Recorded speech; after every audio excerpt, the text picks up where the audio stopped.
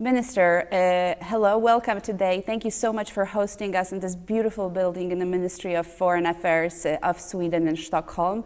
Also thank you for Sweden becoming a partner country of the Warsaw Security Forum. That, I think, is a very important element of the highlighted presence of Sweden, especially after your accession to NATO. And that's actually my first question I wanted to ask.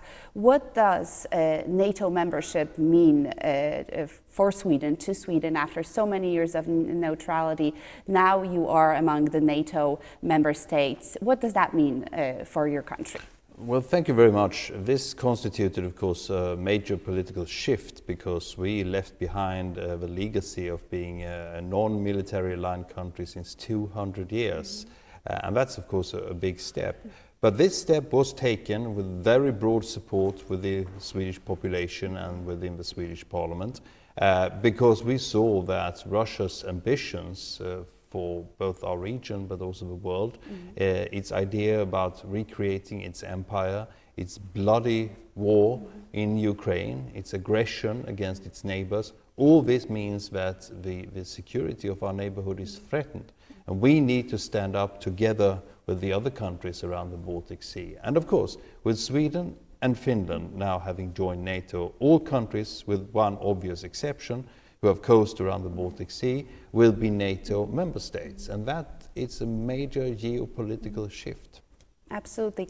And I have to say, few countries were as happy as Poland to welcome you in NATO. But of course, as you said, NATO membership is a consequence of these huge geopolitical shifts.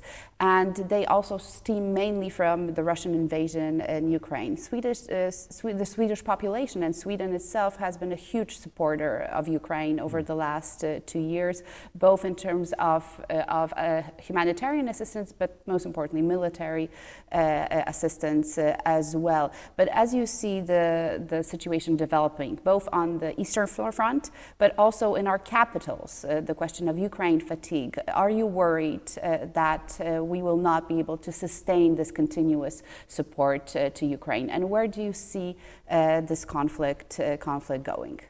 Well, first of all, everything depends on ourselves. It is necessary to help Ukraine because if we don't do that and Russia were to win victories in the battlefield that would and defeat Ukraine, that would be a major blow to the rules-based international order.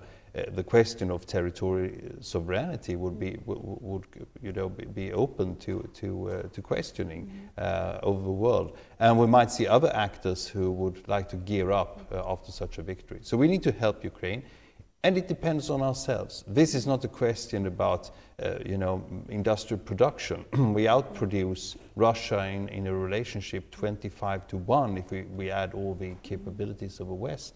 But we need to stand firm and show the willingness. Obviously, we haven't done enough to do that. But what we have sent, amazingly enough, to Ukraine, they have been able to put to good use. So the obvious question would be, the obvious answer to your question would be, we need to send more, we need to gear up our industrial production, we need to do this regardless of what's going on within the US Congress, we need to do this with an eye for the future. So absolutely, I think there is a consensus right now forged in Europe as such that we have to step up. Every single member state of European member state of NATO, of the European Union, has to have its share. But do you think our populations are ready for such an effort? It's not only a financial effort, that's for sure, but most importantly, it's a mindset effort, which requires from us becoming much more resilient on different forms of attacks, including hybrid, cyber, disinformation, and so on. How do you think Sweden is dealing with this, and how, what can we learn also from each other? Yeah, well, the answer to the first part of your question is, of course, that this is about political leadership and being able to show that before the populations what this war is all about. And I'm quite sure that we who live in the close proximity of Russia sometimes take this from one stance than the other member states of the European Union and NATO who live a bit further off. However, this is something which we have to deal with. And you're also right that we have to view this not only from the how should I say, the simple question of military threats. Don't misunderstand me, military threats are serious, but we also have to think about cyber threats and hybrid attacks, and we do that a lot. Sweden has seen in recent years that we see occasions when we can attribute to Russia, for example, the spreading of false information in social media channels. We can see that actors around the world who are in collaboration with Russia is doing the same. And we are quite willing to enter into partnerships and talk more about this, both within NATO and within the EU, how we counter this and how we prepare ourselves and our population for the fact that we have to see that we will now be in a conflict with Russia for a long time, regardless of the outcome of a war in Ukraine. And that's also a question of leadership. Absolutely. And I think this region, when we look at Central Europe and Northern Europe, understands the challenge that is a long-term challenge better than any other region, of course, because of its close proximity to Russia. So focusing on our region, what do you see, especially in the Polish-Swedish relationships? What are the type of opportunities that open up or have been there already for many years? Where are the most important areas where we could cooperate and again learn from each other? Well, Sweden and Poland are obviously long-time friends, and we share the Baltic Sea as an obvious starting point for collaboration. Poland is a growing power within the European Union, and we consider it like this, and we think that getting Poland on board in this project about building more security in the Baltic Sea area is highly important and of a definitive interest for Sweden. How can we do this? Well, now we have NATO as a platform, which we didn't have that before. And I'm in very close contact with my Polish colleague, Radek Sikorski, and my feeling is that the Polish government is really doing a tremendous job in both gearing up with the military ambitions for preparing its defense, but also that the Polish government feel that having this kind of partnership with the other countries around the Baltic Sea is a priority. And we welcome this, and we really would like to see more of projects together, both from the military point of view, but also from the civilian point of view, and in between, as we can see with hybrid threats and cyber threats, which are in the very close border between them.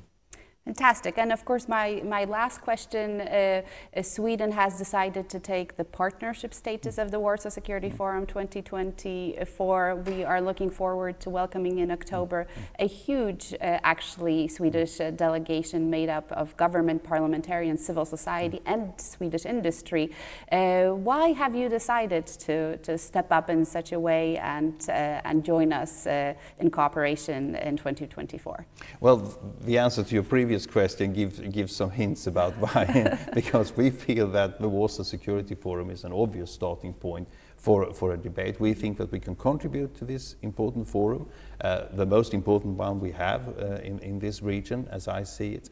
And we think that by working together with the Polish government and adding what we have to the forum, we will have a better all-in-all outcome.